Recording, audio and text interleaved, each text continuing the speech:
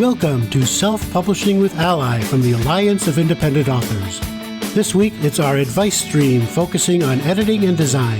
Discover how you can apply best practices in these first stages of the publishing process to ensure the excellence of your work and its ability to appeal to your target readership. And here's your host for the Self-Publishing with ALLi podcast, ALLi Campaigns Manager, Matty Dalrymple. Hello, everyone. I am Matty Dalrymple. I am the Campaigns Manager for ALLi, and I am here today with Jon McGoran. Hey, Jon, how are you doing? Hey, Matty. I'm great. I'm glad to be here with you. I am happy to have you here. And to give our listeners a little bit of background on you, Jon McGoran is the author of 11 novels for adults and young adults, including his latest thriller, The Price of Everything, which Publishers Weekly called a page-turning thrill ride. His other works include the YA sci-fi thrillers Spliced, Splintered, and Spiked, and the science thrillers Drift, Dead Out, and Dust Up. Jon, you do have the best series book names of anyone. Thank you. He's a developmental editor, ghostwriter, and teacher in Drexel University's Creative Writing MFA program, and he lives outside Philadelphia. And I invited Jon on the podcast because, as you heard, he ghostwrites fiction. And this always has struck me as like mysterious and interesting because I totally get how people can ghostwrite nonfiction, but ghostwriting fiction seems like a whole different gestalt to me. And so, but I was surprised. We actually just recently got the results back on the ALLi Author Income Survey, and a surprising to me number of people put comments in about how they had ghostwriting fiction as one of their multiple streams of author income. So we're just going to be delving into what goes into ghostwriting fiction. And I was curious, first of all, Jon, how do clients find you? So my agent was approached by an agency that is a kind of like a brokerage or whatever of ghostwriting, a big company that handles a lot of ghostwriting, that puts clients and authors together. And they had recently started doing fiction. That is not something that they had done. I had not heard of that. I was not aware that was a thing because it doesn't seem like it would be. But now that I'm doing it, I understand why it is, and I'm glad that it is. I've been wanting to kind of dip my toe into ghostwriting. I used to do a lot of freelance writing, magazine writing, and that was great, but it was fairly steady, but it always held the promise of a lack of steadiness. Yeah. I was always busy, but I was never booked out more than like 6 or 8 weeks. So one friend of mine described it as you're driving towards a cliff, and the cliff is getting further and further away, but you're getting closer and closer. So it's just like you've only got so much runway unless another client comes up. So it's been one of the really nice things about ghostwriting book length material is that stability, is like knowing, okay, this is like this big chunk of work that I know I'm going to be doing for however long the process takes, which can vary pretty widely. And I've done nonfiction ghostwriting, blog posts and that sort of thing for other people. And a lot of that was like business oriented. But fiction, it was different. So I know that it's always a little tricky asking about ghostwriting things because you have to be discreet. Mm-hmm. But you had said that when your agent approached you about this opportunity, your reaction also was kind of like, ghostwriting fiction, huh? So what did you learn from that approach, or more conversation with your agent or this matchmaker company or the potential client, that made you go, oh, yeah, now I kind of see what's going on here? Yeah, I guess it was mostly about where the client was coming from, why they would want to ghostwrite fiction. And I did sign an NDA, which is very common, and he's pretty chill about it, but I don't know if the agency is, so I have to be careful with the specifics. But it's somebody who does have a public face and a lore that they have built up and that surrounds them. And this is kind of expanding on fleshing out the lore of their kind of persona. I don't know if that makes sense at all, but so they are very involved in it. They have a lot of it also takes place in a world that they have already created. So there's a lot of world building still to be done. We're going in a lot of different directions, but there's a lot that has already been established and ideas that he has that we want to massage into the story. So the first book I did with this one client, they started working with somebody else, and then it wasn't a good fit. And then they came to me. So there was a lot of work that I would expect to do had already been done. A lot of it had to be undone. And there was also a pretty massive time constraint because they had already been spinning their wheels a little bit with this other writer. So we had to really hit the ground running. And it's been a little more leisurely paced the second time around. They were very happy with the finished result, which is why we're doing another book with this client. that idea of like what you were discreetly saying about there was lore there that the client wanted to tap into. I can see the parallel there with ghostwriting nonfiction, because I think a lot of the examples of where I've heard of people getting ghostwriting gigs in nonfiction is where there's someone who has some established brand, I'll say, where maybe they're doing classes and they want a book to go with it, or they're doing, Right. they have a TV show, but they want to have a book to go with it or something like that. And so I do see that parallel opportunity. The theme that's consistent across fiction and nonfiction is there's somebody who has already established something in a different medium, and they want to add books to that. They want to add written content to that set of offerings, and maybe they're great instructors, or maybe they're great whatever the other part of their brand is, but not writers. And that could apply equally for fiction and nonfiction. Yes. Yeah, I think that is true. One of the things that became clear, one of the big differences between fiction and nonfiction, and when I'm saying nonfiction, I'm talking about like business books or self-help books or whatever, because I think one of the major streams of ghostwriting is memoir. And there you're helping someone tell their story and figuring out what parts of their story are worth telling and how to structure it, that sort of thing. As opposed to when it's something that is more informative or something like that. The agency that I am working with, they're still kind of figuring out the process. I guess we're always all still figuring out our processes as we go along. But, the first time around, it was much more chapter by chapter, and this notion that once a chapter was written, it was written. It was like, okay, this chapter is finished. It's in the vault. They actually used that word, the vault. And I was like, well, yeah, that's not how fiction works. There's a lot of back and forth and coming and going between the early parts and the later parts, and making sure that if you change something in chapter 17, the changes that are needed in chapter 5 are executed. And that took some doing to kind of figure out a process and as I said, we're still kind of figuring that out. That's an evolving thing. I'm sort of absorbing the idea of now you're done with your chapter and we're putting it in the vault. Yeah, that's a scary concept. Yeah, especially when you're feeling your way along. Like you were not only having to feel your way along with the client, it's like exponentially more complicated because, and then in this case, for the first book, you were also feeling your way through, I don't know, the detritus of the first attempt. Yeah. The first one was more of a challenge for sure. Although some of the work we kept, and that was work I didn't have to do. But, the client is always going to know more about what they want than you do, Is that always true?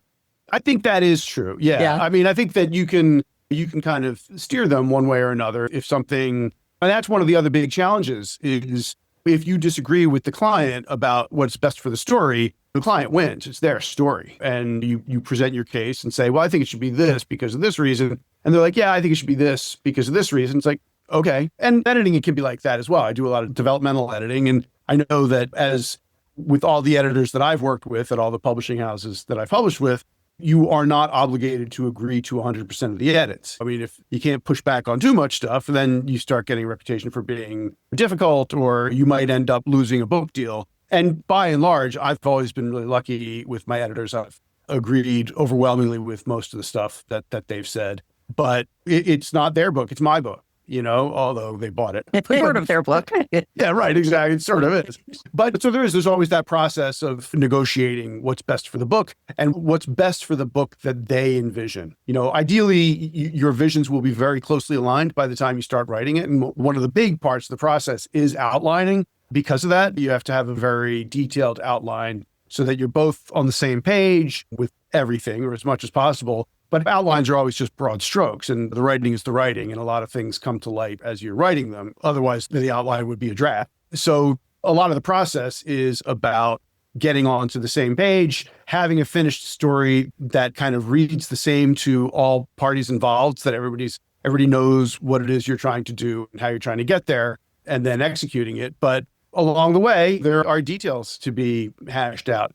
And I think I had mentioned in our earlier conversations about how there are a lot of similarities between ghostwriting and media tie-in work, and having that very, very detailed, robust outline to start with as kind of a roadmap so that we all know what the book is that we're writing is a very important part of both of those processes. It's a little different with at least with my experience of media tie-in work, and I've only done one novel length. I've done a bunch of short stories and a novella or two in other IP for anthologies. But I did one novel length media tie-in work, a book based on the TV show The Blacklist. And with that, the process was there's a lot of back and forth on the outline, very detailed outline, which wasn't a problem for me because that's part of my process. But I think that if you're not an outliner, this probably isn't for you unless you can get comfortable incorporating that into your process. Because with the media tie-in, so I did this novel based on The Blacklist, and it was probably 8 or 9 months of going back and forth on the outline, probably a 30, 40 page outline. And then once everybody was on board with the outline, it was 8 weeks to write the book.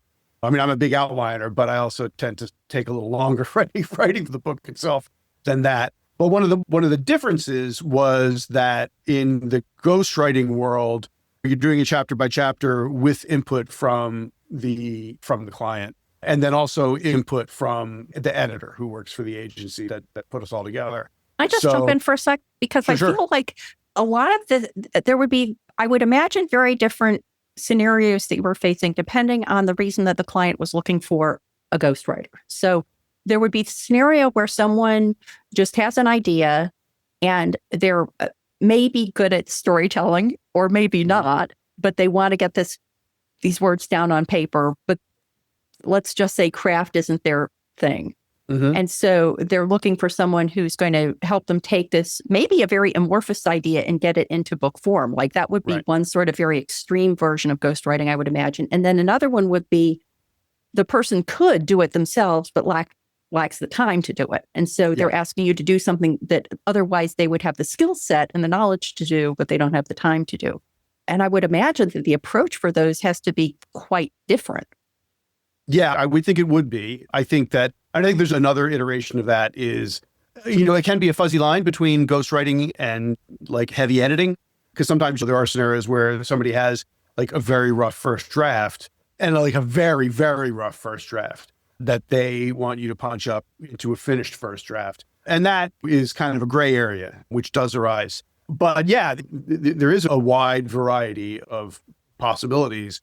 And I think one thing that is important for the ghostwriter is the client might say, oh, you know what? We've talked about the idea, you know what my premise is, just go write the book. And that sounds great on the surface, but the outline is also there to protect you so that if you write the book and it is clearly based on the outline and hits all the marks of the outline, you don't want the client saying, oh, you know what? That doesn't work after all. Let's try something different. And you're not getting paid for that. So that's another important part of it is figuring out what are the milestones, when do you get paid. I don't know what happened with the writer who preceded me on that previous book, but whatever they got paid was certainly contingent on, how the contract was written and what the milestones were or the mileposts. And that's an important thing also when you're getting into something like this is making sure you know when you're getting paid what.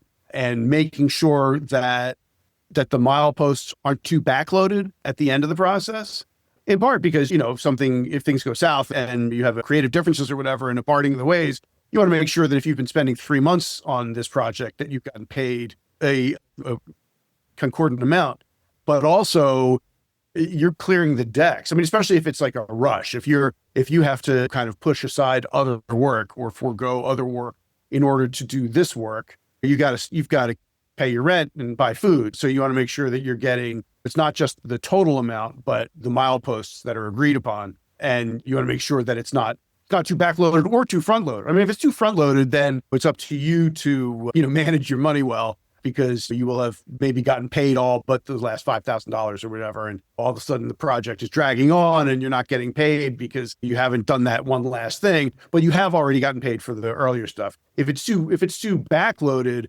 there is the possibility that things might collapse for one reason or another, and you might not get paid the bulk of it. But also you might be stuck without income for a longer time than you expected. So that's like an important consideration as well.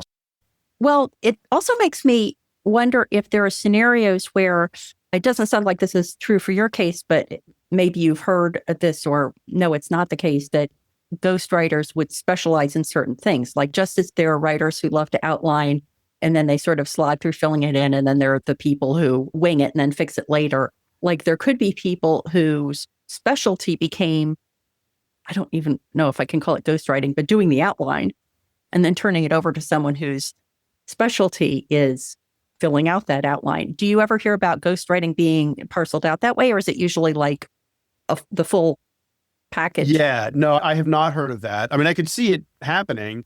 I mean, I could see it being the case where the client kind of feels like they feel like they have a good grasp on the structure of the story they want written, and hire a ghostwriter to write the draft based on their outline. That makes sense, especially if it's in one of these situations where it is a writer, someone who probably could write it themselves, but doesn't want to spend the time on it or doesn't have the time, whatever. Somebody who understands story, understands narrative, understands structure, and has structured the story out. I would have a hard time believing that even in that case, that whoever the ghostwriter was wouldn't probably suggest some revisions to the outline before they start writing it. And the thing is, one of the things that is kind of tricky as well is that you and I, we've talked about process many times. And I am a big outliner and a big proponent of it, an important part of my process. And one of the things that I tell students, an important thing to keep in mind is that the outline works generally when you're writing your own stuff. The outline works for you, not the other way around. So for me, an outline is a tool, however long it is. I don't think I've ever written a book where I haven't changed the outline 2 or 3 times while writing the first draft. That's a little more fraught in a ghostwriting situation or in a media tie-in situation because the outline has been kind of contractually agreed upon and accepted. And usually the completion of the outline is one of the early mileposts that you get, a parcel of cash doled out. That's one of the mileposts for payment. So deviating from the outline can be a big deal. So now one of the big differences, as I said, with ghostwriting and media tie-in is, in my experience with media tie-in, once you have the outline signed off on, it's like, go write the book. And then you write the draft and bring it back when you're done. They might want to look at the first 25 pages just to make sure that the voice is okay and that they're happy with the prose.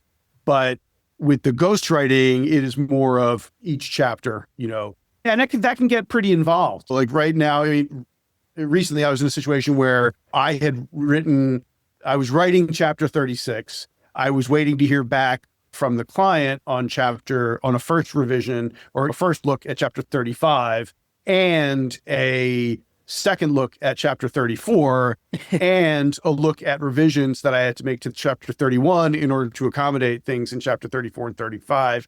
And the editor at the agency was looking at a 5-chapter parcel of chapter 25 to 30. And that was going to come back with her notes. So I had all that stuff out, which meant it was all going to come in. So while I'm trying to write chapter 36, I'm also looking at first round revisions of chapter 35, second round revisions of chapter 34, new revisions or changes to chapter 31, and then editor's notes on chapters 25 to 30.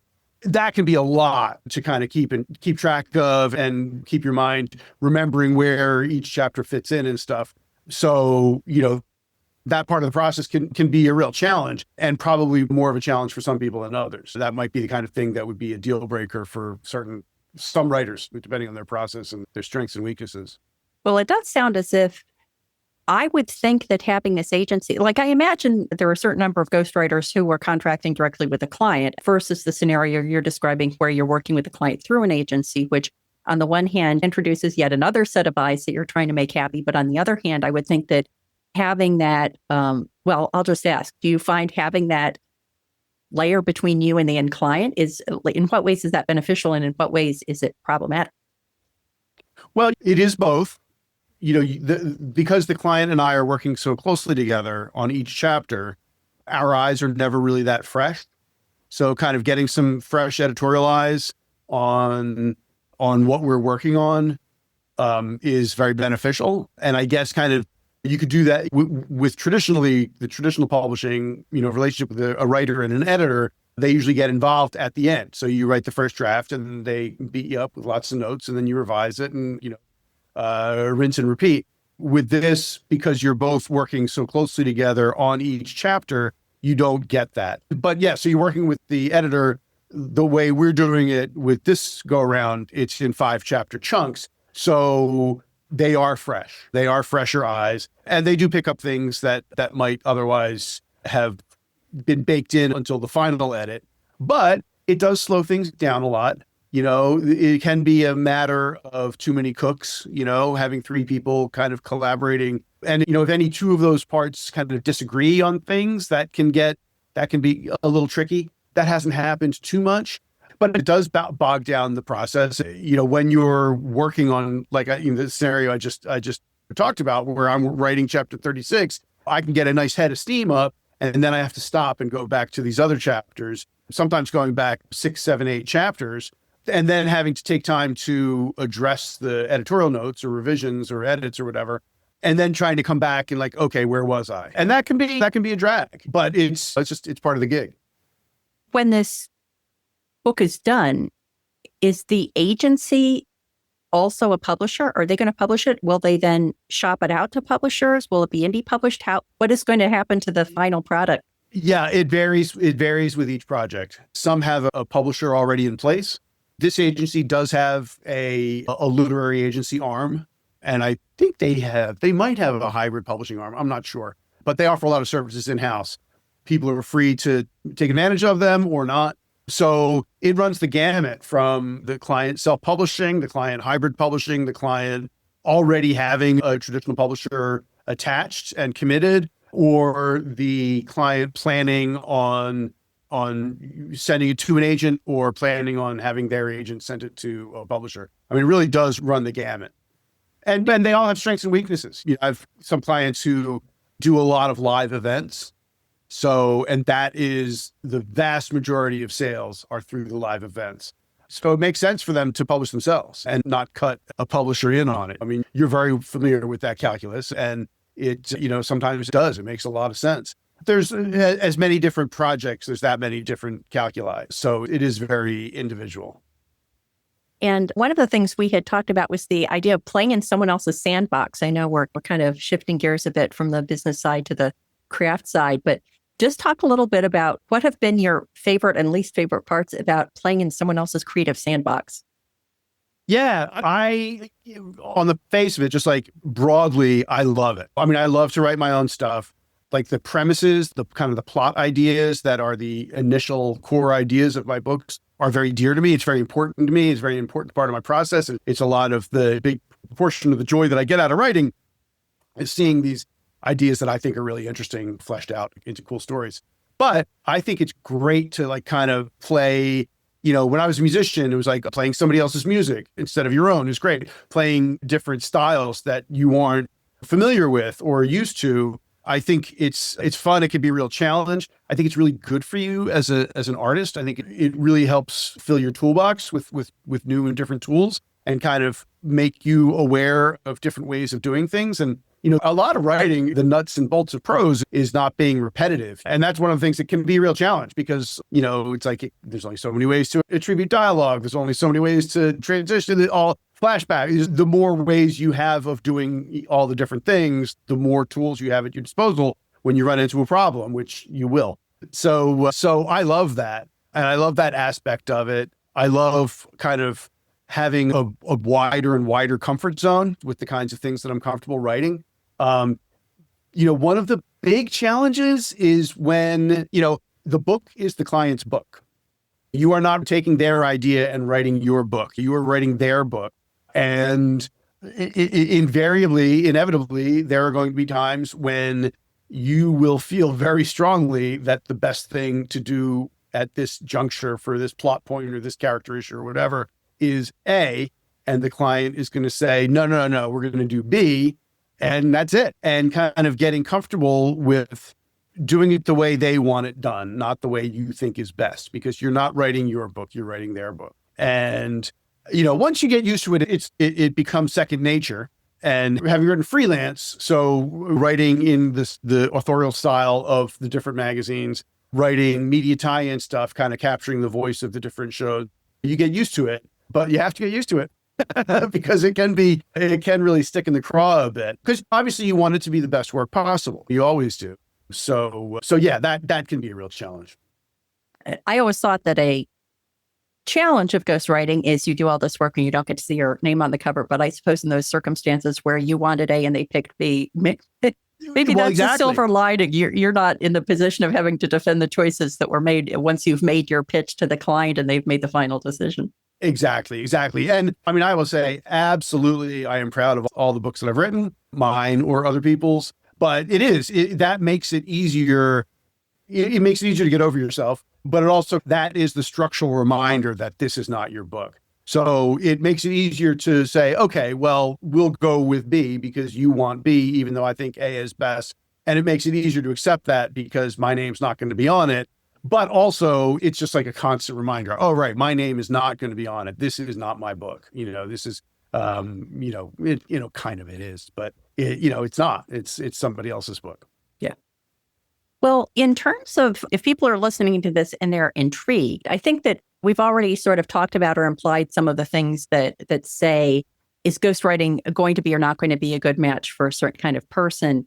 But I'm wondering if they're just an item or a couple of items that you would say if people are thinking that getting into fiction ghostwriting is something they'd want to pursue, a couple of things that they should keep in mind, a couple of things that like red flags they should watch out for, contract terms they shouldn't sign or whatever that should be. What are a couple of tips that you would share? Well, that's interesting. I will tell you, contract-wise, I really defer to my agent. I trust her. And I guess there have been, so I will say, I would absolutely always have somebody review the contract, unless you're a contract lawyer or a literary agent yourself. I would say either have a lawyer look at it, or if you have an agent, or have your agent look at it. One of the big things is, so two things. One is, as I said earlier, about the mileposts. You definitely don't want to say, oh, okay, I'm going to write this book, and once it is completed and accepted, I will get the full payment. Unless you're independently wealthy and you're really not doing this for the money, which if that's the case, why are you ghostwriting? It is an important consideration. And making sure that the mileposts are spread out and really kind of thinking about it and thinking, well, how long is it going to take to do the outline? How long is it going to take to write the first chapter? How long is it going to take to write the first 25,000 words? How long is it going to take to write the rest of them? I actually I added a step at the end because they didn't have like a full manuscript read through, revision, edit baked into it. And I was like, well, there's definitely going to be things changing in the earlier chapters to accommodate what comes up in the later chapters. No matter how detailed your outline is, there's going to be surprises, either things you haven't thought of or things that reveal themselves through the writing or whatever, or just, new ideas that come along. You try to keep those to a minimum. So I think you want to look very closely at what those milestones are, those mileposts. I think you want to really think hard about how long those things are likely to take. The first chapter, it's like, oh, well, it's just a chapter. But that first chapter is like so important, especially in ghostwriting, because if you're writing your own book, you're still that first chapter, no matter how much you've outlined, no matter how much you've thought about it, you're finding your legs, you're finding your voice, you're finding the authorial voice, you're finding the point of view voice, all these things that you might have had a pretty clear idea of going into it. Now, all of a sudden it's real and things reveal themselves to either work or not work and changes happen. So it's much more the case when you're dealing with a client, because first you've got to please yourself to find the voice and the tenor and the tone and all that stuff that works for you. And then you have to send it to the client and make sure it works for the client. Because basically, plot-wise and structure-wise, you've got an outline that's going to show where you're going to go. But kind of voice and tone and that sort of thing, that's in the writing. And the tone that's established in the first chapter is going to be a template for the tone throughout. I mean, obviously, there's going to be moments of high action and tragedy and all that. Things are going to be different with every chapter. But that's your baseline. That's your baseline voice. And so it's not just a chapter, whether it's 5,000 words or 10,000 words or 3,000 words or whatever, that's a much different chapter than the chapters going forward. So you want to make sure that you take that into account when you're plotting these outposts, that some things could take a lot longer than you might think. And, chapter 35 is a much different thing. All the tonal stuff, all the character, the point of view stuff, the voices, that should all be established by then. So that it's a much different chapter.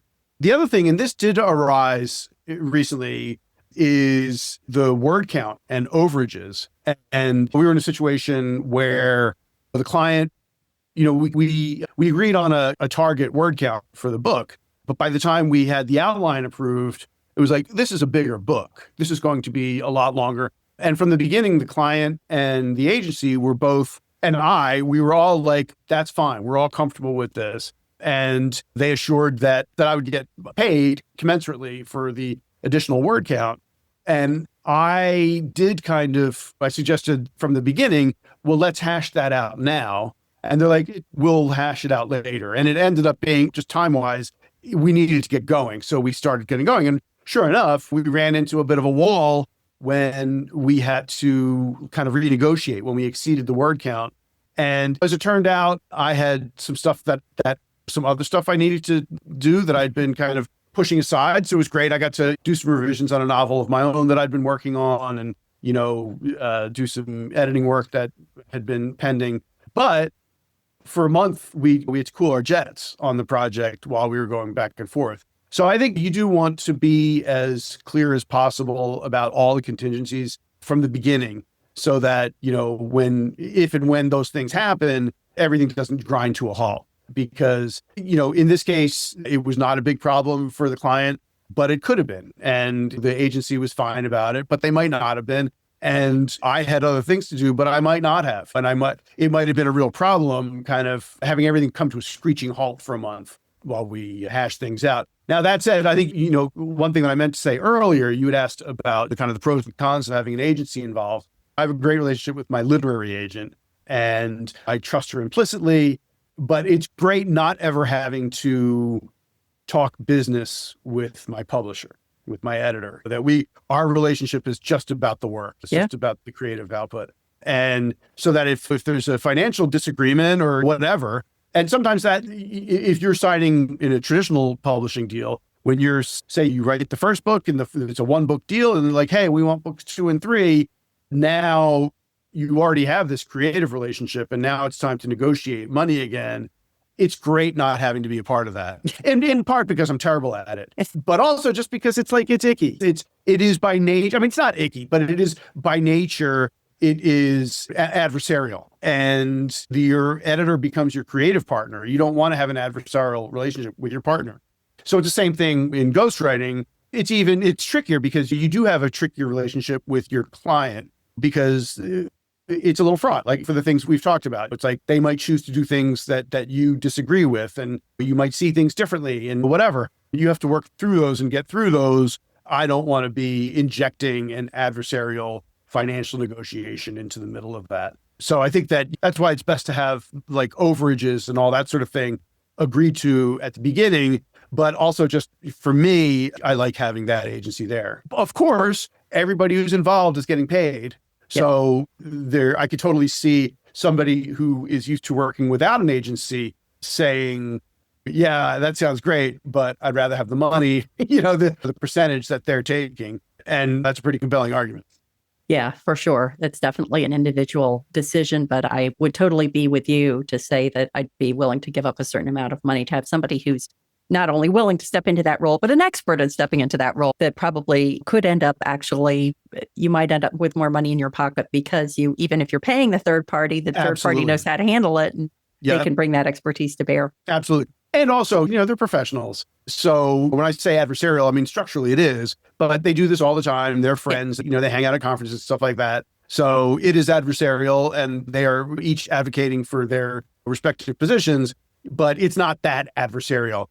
Well, as my friend Mike Laron likes to say, when you're negotiating a contract, it's transactional. It should be transactional, not emotional. But even if it is transactional, I think it's difficult to go from, I want a payment at this milestone to, I think the tone of the scene is a little bit too fraught or something. Like it's hard to have both those kinds of conversations, the craft conversations and the business conversations sort of adjacent to each other. Yeah. Yep. I think that's true. So cool. Well, Jon, thank you so much for shedding some light on the interesting concept of ghostwriting fiction, letting us see some of what's going on behind the scenes of ghostwriting experience. So please let everyone know where they can go to find out more about you and everything you do online. Yeah, sure. So I'm jonmcgoran.com, JONMCGORAN.com. And I'm on social media. I'm not on X anymore, but Facebook and Instagram and Blue Sky and Threads. I am just at Jon McGoran with no H, JONMCGORAN. And reach out and say hi. Sounds great. Thank you. All right. Always a pleasure, Matty. You've been listening to the editing and design stream of the Self-Publishing with ALLi podcast, and if you haven't already, we invite you to join our organization and become a self-publishing ally. You can do that at allianceindependentauthors.org.